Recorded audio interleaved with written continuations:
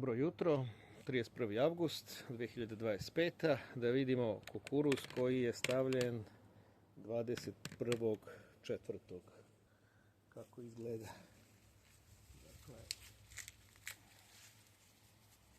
to je to.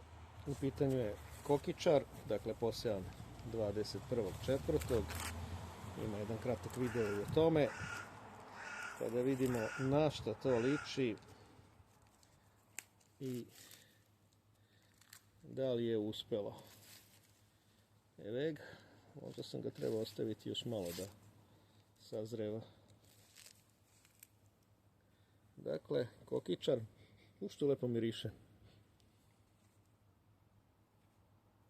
Da skinemo i tako. Slabo se oprašio, ovo je jedan od prvih.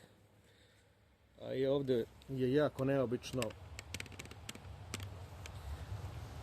Nisu ujednačeni, a sad ćemo da vidimo ono što je bilo stavljeno 29.4. kao rasad, paradajz. Imao sam već nekoliko branja. Sada da vidimo.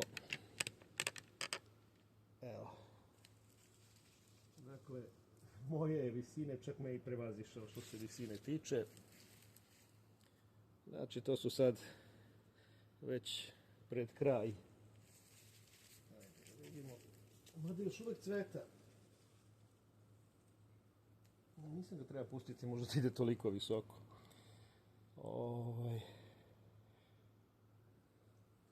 Ali dobro. Dakle, ajde da prikažem celu tu žardinjera bašticu. Pa, toliko od mene za ovo posljednje avgustovsko jutro u ovoj godini. Pozdrav!